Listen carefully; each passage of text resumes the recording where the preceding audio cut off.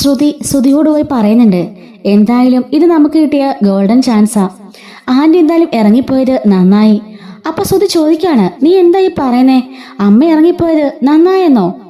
അമ്മ പോയത് നിനക്കത്ര സന്തോഷാണോ? അയ്യോ ശ്രുതി, ഞാൻ അങ്ങനെയല്ല പറഞ്ഞത്. അമ്മ ഇപ്പൊ പോയതുകൊണ്ട് എന്തായാലും സച്ചി രേവതി ഇവിടെ നിന്ന് ഇറങ്ങേണ്ടി വരും. അതല്ലേ നല്ലത്. അതാ ഞാൻ ഉദ്ദേശിച്ചത്. എന്തായാലും അമ്മ തിരികെ വരും. പക്ഷേ അത് ഇവര് പോയതിനു ശേഷം മാത്രം. അങ്ങനെ ഇപ്പോ രണ്ടാണോ സൂഹിക്കണ്ട. സുധിയെ എപ്പോഴും എന്തൊക്കെ പറഞ്ഞൊരു കളിയാക്കുന്നതാ. ഈ ഒരടി അവർക്ക് ആവശ്യമാ എന്ന് പറയുമ്പം അത് ശ്രുതി പറഞ്ഞത് ശരിയാ. എന്തായാലും നമുക്ക് അമ്മയെന്ന് കാണാൻ പോകണ്ടേ? പോകാം. ഇവിടുത്തെ സിറ്റുവേഷൻ എങ്ങനെയാണെന്ന് നമുക്കൊന്ന് നോക്കാം എന്ന് ശ്രുതി പറയാണ്. ഇതേ സമയത്ത് രേവതി ഭയങ്കര കരച്ചിലാട്ടോ മുറിയിലിരുന്നുകൊണ്ട്. അപ്പൊ സച്ചി ആശ്വസിപ്പിക്കുന്നുണ്ട്, നീ കാരണമൊന്നുമല്ല അമ്മ ഇവിടുന്ന് പിണങ്ങിപ്പോയത്. അമ്മ ഒരു കാരണം നോക്കി ഇരിക്കായിരുന്നു നിന്നെ പുറത്താക്കാനായിട്ട്.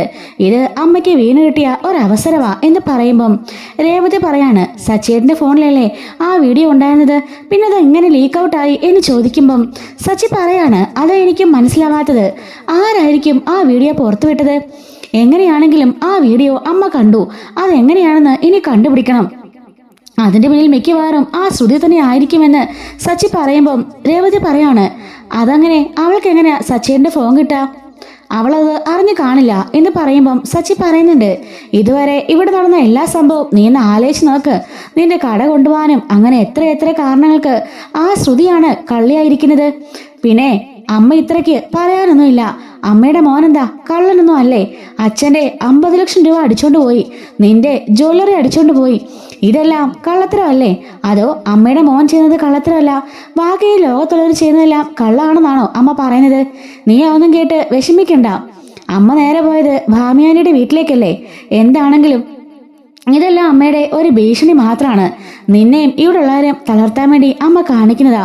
എങ്കിലും സച്ചേട്ടാ, ഞാൻ കാരണം അമ്മയുടെ വീട്ടിൽ നിന്ന് അമ്മ ഇറങ്ങിപ്പോകുമ്പോൾ പിന്നെ ഞാൻ എങ്ങനെ സച്ചേട്ടാ ഇവിടെ സ്വൈര്യത്തോടെ ഇരിക്കുക? എനിക്ക് സത്യമായിട്ടും സമാധാനമില്ല ഇവിടെ ഇരിക്കാനായിട്ട്. എൻ്റെ പൊന്നു രേവതി, എൻ്റെ അമ്മയുടെ ആവശ്യവും അത് തന്നെയാ. അതുകൊണ്ട് നീ വെറുതെ പൊട്ടിയാവാൻ നിൽക്കണ്ട. നീ ഇപ്പോൾ എങ്ങോട്ടും പോകുന്നില്ല. സച്ചേട്ടാ, ഞാനൊരു കാര്യം പറയട്ടെ, ഞാൻ എൻ്റെ വീട്ടിലേക്ക് പോട്ടെ? അതല്ലേ നല്ലത്. ഞാൻ പറഞ്ഞല്ലോ, നീ എങ്ങോട്ടും പോകുന്നില്ല, നീ ഇവിടെ തന്നെ വേണം. അല്ലാതെ എൻ്റെ അമ്മ പറഞ്ഞു കേട്ടെന്നോ നീ തുള്ളാൻ നിൽക്കണ്ട. എൻ്റെ അമ്മ അങ്ങനെ പറഞ്ഞുകൊണ്ടേയിരിക്കും. നിനക്കറിയാവുന്നതല്ലേ, നിന്നെ ഒന്ന് പുറത്താക്കാൻ ഒരു അവസരം അമ്മ നോക്കിയിരിക്കുകയായിരുന്നു. അമ്മയ്ക്ക് വീണിട്ടിയ ഗോൾഡൻ ചാൻസ് ആയത്. അമ്മ ഇത് മാക്സിമം മുതലാക്കുന്നുണ്ട്.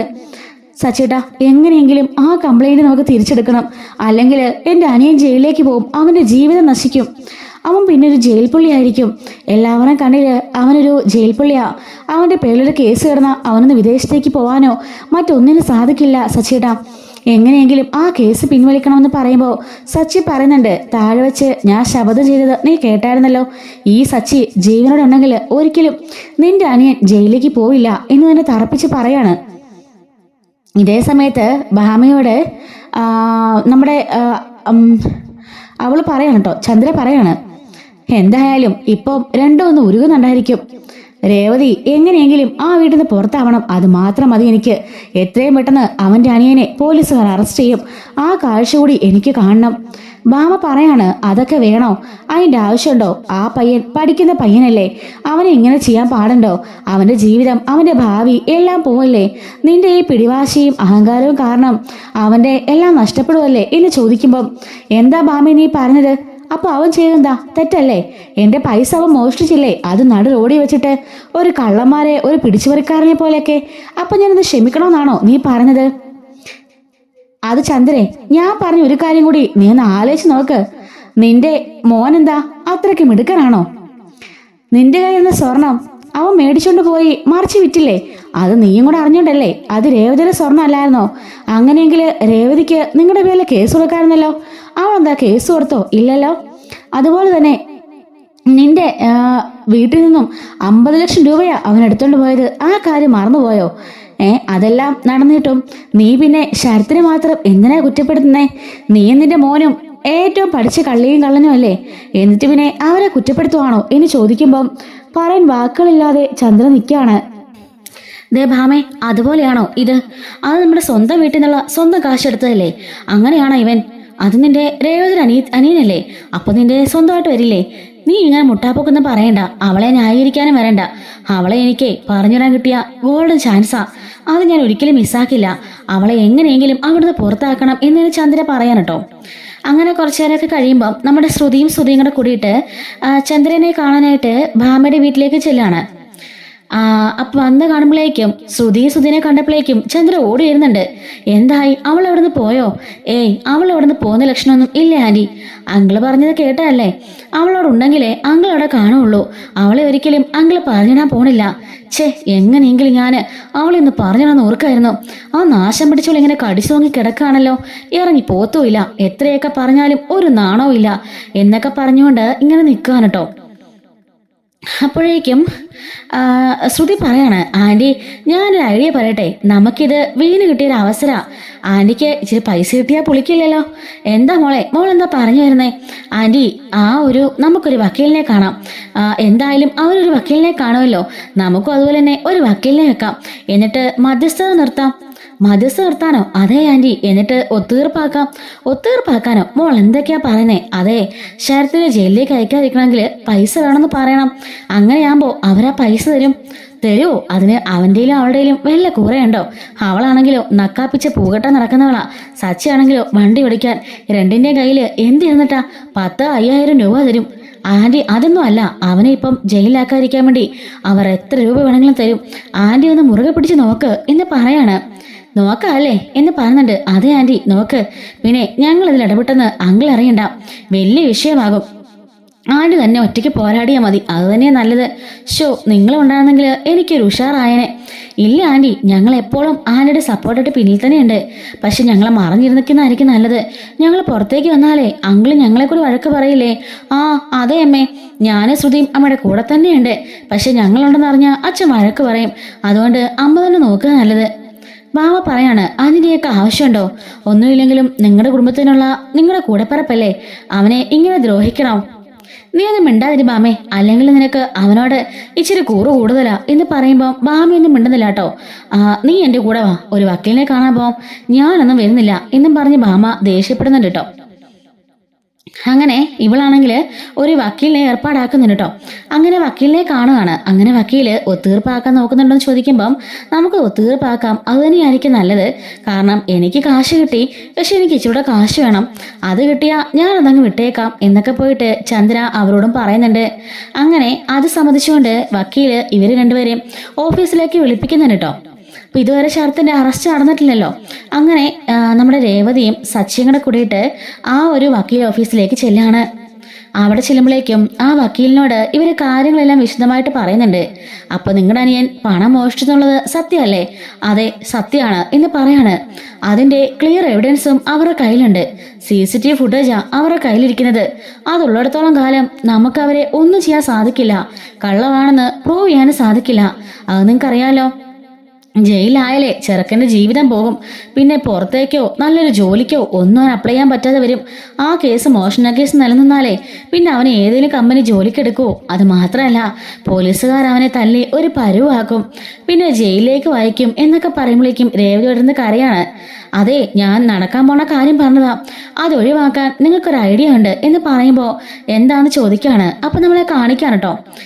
വക്കീല് എത്ര രൂപയാണ് നിങ്ങൾ ഉദ്ദേശിക്കുന്നതെന്ന് ചോദിക്കുമ്പം പറയുന്ന കാര്യം എനിക്കൊരു 2 ലക്ഷം രൂപ വേണമെന്ന് അവൾ പറയാണ്. ആ ഒരു കാര്യം വക്കീൽ രേവതിയോടും സച്ചിയോടും പറയാണ്. അത് കേട്ട് ഇവർ ഞെട്ടിപ്പോന്നു കേട്ടോ. കാരണം ഇവരിലിപ്പോ അങ്ങനെ പൈസ ഒന്നും ഇല്ലല്ലോ. സച്ചിൻ രേവതിയും പരസ്പരം നോക്കാണ്. 2 ലക്ഷം രൂപ കൊടുത്താല് അവർ ആ കേസ് ഒഴിവാക്കാന്നാ അവര് പറഞ്ഞിരിക്കുന്നേ എന്ന് പറയുമ്പോഴേക്കും ഇവർക്ക് ആകെപ്പാടെ വല്ലാണ്ടാവുന്നുണ്ട് കേട്ടോ. എന്താ ഞാൻ അവിടെ പറയണ്ടെന്ന് ചോദിക്കുമ്പം ഞങ്ങള് അതെങ്ങനെയും ഏർപ്പാടാക്കാം സാറേ എന്ന് സച്ചി പറയാൻ കേട്ടോ. അങ്ങനെ സച്ചിൻ രേവതിയും കൂടി അവിടുന്ന് പോണുണ്ട്. വക്കീൽ അപ്പോൾ തന്നെ അവളെ കാര്യം അറിയിക്കാണ്. ചന്ദ്രനെ വിളിച്ചിട്ട് അവര് ക്യാഷ് എത്രയും പെട്ടെന്ന് റെഡിയാക്കാന്നാ പറയുന്നത്. അതുകൊണ്ട് നിങ്ങളിപ്പോൾ ശരത്തിനെ അറസ്റ്റ് ചെയ്യണ്ടെന്ന് പറയണം. എത്രയും പെട്ടെന്ന് ആ കേസിൽ നിങ്ങൾ അവനെ ഒഴിവാക്കണം. അവരെത്രയും പെട്ടെന്ന് ക്യാഷ് അറേഞ്ച് ചെയ്ത് തരുമെന്ന് പറയുമ്പം അവൾ പറയാണ്, ക്യാഷ് എൻ്റെ കയ്യിൽ തരട്ടെ, ആ നിമിഷം തന്നെ അവരുടെ പേരുള്ള കേസ് ഞാൻ ഒഴിവാക്കി കൊടുത്തോളാം എന്ന് പറയുന്നതിന് കേട്ടോ. അങ്ങനെ സച്ചിയും രേവതിയും വീട്ടിലേക്ക് ചെല്ലുന്നുണ്ട്. രേവതിയാണെങ്കിലോ മുറിയിലിരുന്ന് ഭയങ്കര കരച്ചിലായിരിക്കും കേട്ടോ. ഈ സമയം ശ്രുതിയും കൂടി അകത്തേക്ക് കയറുകയാണ്. എന്താണ് സച്ചി, എന്തായി കാര്യങ്ങളൊക്കെ? അമ്മതേ നിങ്ങളെ കാരണം അവിടെ പോയി വേറെ വീട്ടിൽ താമസിക്കുക, അതൊക്കെ ശരിയാണോ? ഇവളുടെ അനിയനല്ലേ കട്ടത്, ഇവളെ പറഞ്ഞു വിടുവാണെങ്കിൽ പിന്നെ നമ്മുടെ അമ്മ തിരികെ വരില്ലേ?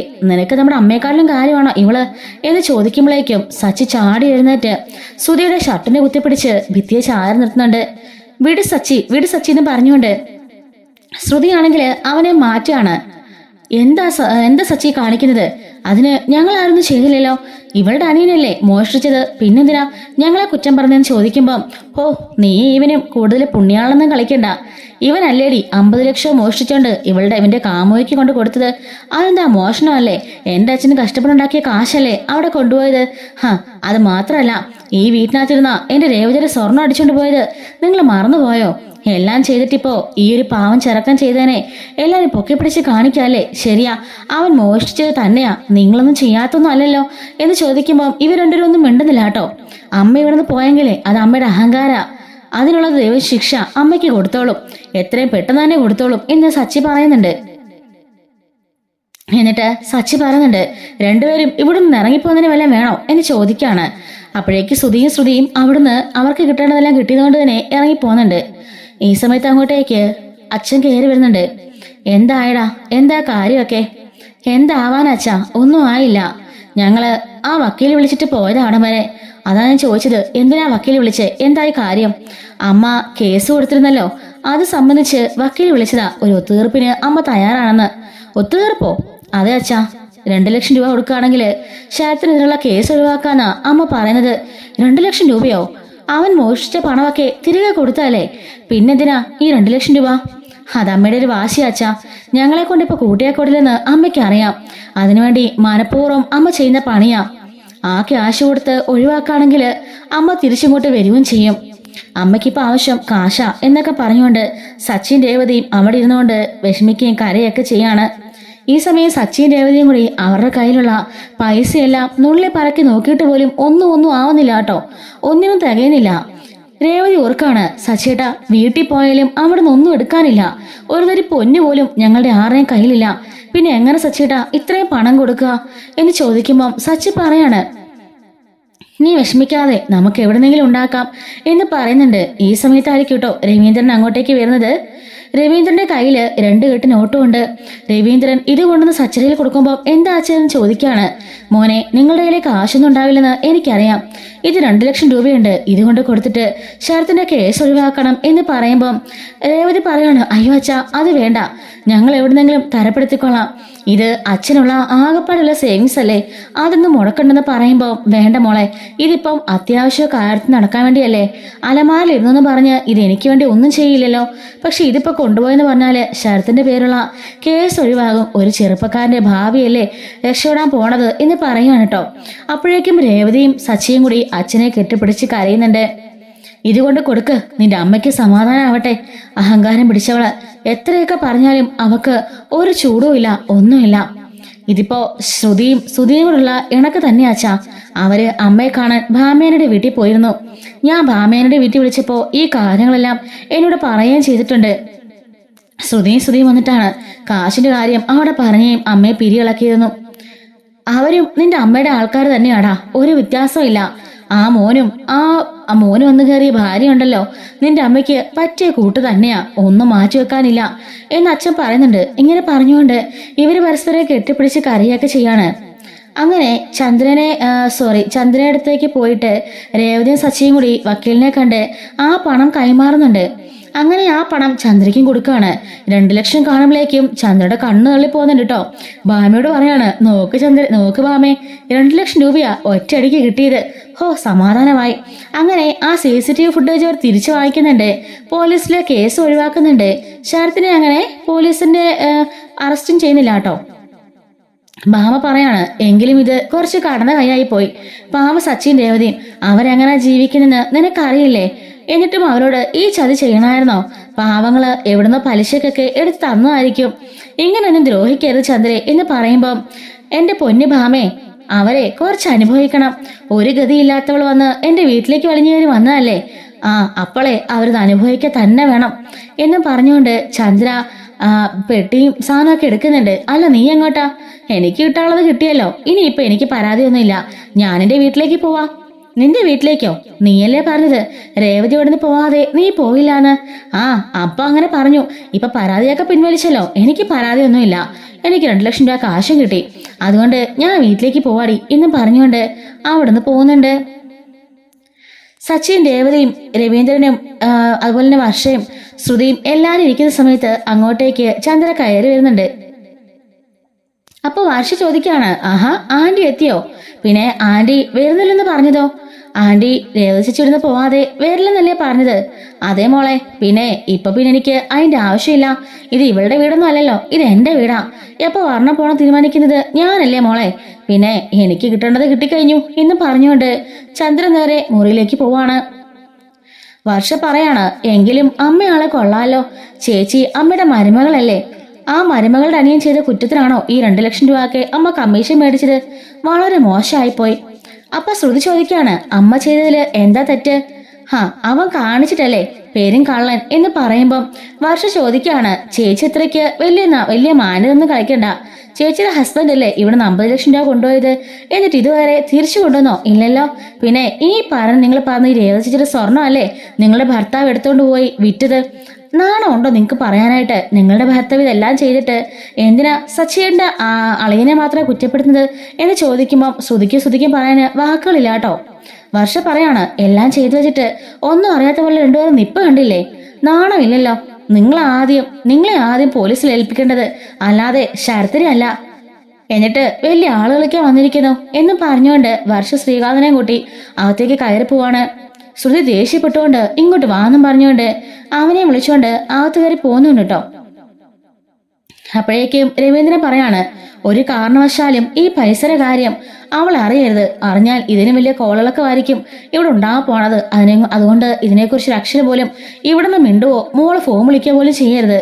എന്തെങ്കിലും പറഞ്ഞെങ്കിൽ നിങ്ങളുടെ വീട്ടിൽ പോയി പറഞ്ഞാൽ മതി, അല്ലാതെ ഇവിടെ നിന്ന് അതിനെക്കുറിച്ച് സംസാരിക്കുകയും ചെയ്യരുത് എന്നൊക്കെ പറയുമ്പോൾ ശരി അച്ഛാന്ന് ഇവരും പറയാൻ കേട്ടോ. അങ്ങനെ ചന്ദ്ര വീട്ടിലേക്ക് തിരിച്ചും കയറി. അതുപോലെ നമ്മുടെ സച്ചിയും രേവതിയും അത്യാവശ്യം ഒന്ന് ഹാപ്പി ആവുന്നുണ്ട്, കാരണം ശരത്തിനെ വിട്ടയച്ചല്ലോ. അതുകൊണ്ട് തന്നെ രേവതിയും സച്ചിയും കൂടെ നേരെ അവരുടെ വീട്ടിലേക്ക് പോവാണ്. എന്നിട്ട് അമ്മയോടും ശരത്തിനോടും അനിയത്തിയോടും ദേവിയോടും ഈ കാര്യങ്ങളെല്ലാം പറയുന്നുണ്ട് കേട്ടോ. അപ്പോ അമ്മ പറയുന്നുണ്ട്, എങ്കിലും അദ്ദേഹം ഒരു വലിയ മനുഷ്യനാ, ആ പൈസ തരാൻ അദ്ദേഹത്തിന് തോന്നിയല്ലോ. ഇവൻ ചെയ്തത് തെറ്റ് തന്നെയാ, എങ്കിലും അത് ഇതാക്കാനായിട്ട് അദ്ദേഹത്തിന് തോന്നിയല്ലോ. നിങ്ങളുടെ അമ്മ എന്തൊക്കെ പറഞ്ഞാലും അവര് ഭയങ്കര കർക്കശക്കാർ തന്നെയാ കേട്ടോ എന്ന് പറയാണ് കേട്ടോ. ദേവ് പറയാണ്, അല്ല പിന്നെ ആ വീട്ടിൽ നിന്ന് സുധിയേട്ടൻ എത്ര തവണയാ പണം മോഷ്ടിച്ചേക്കുന്നത്? ചേച്ചിയുടെ സ്വർണം വരെ കൊണ്ടേ വിറ്റില്ലേ? അതൊന്നും ആർക്കും കുഴപ്പമില്ലല്ലോ എന്നൊക്കെ ചോദിക്കുമ്പോ എന്ത് പറയാനാ മോളെ, നമുക്കതൊക്കെ പറയാനല്ലേ പറ്റുള്ളൂ, അല്ലാതെ നമുക്ക് വേറെ ഒന്നിനും സാധിക്കില്ലല്ലോ എന്നൊക്കെ പറയുന്നുണ്ട്. അപ്പൊ ഇതുപോലുള്ള സ്റ്റോറീസ് ഒക്കെ നമ്മുടെ ചാനലിൽ ഡെയിലി അപ്ലോഡ് ചെയ്യുന്നതായിരിക്കും കേട്ടോ. മിസ് ആവാതിരിക്കാൻ ചാനൽ മറക്കാതെ സബ്സ്ക്രൈബ് സപ്പോർട്ട് ചെയ്യണേ.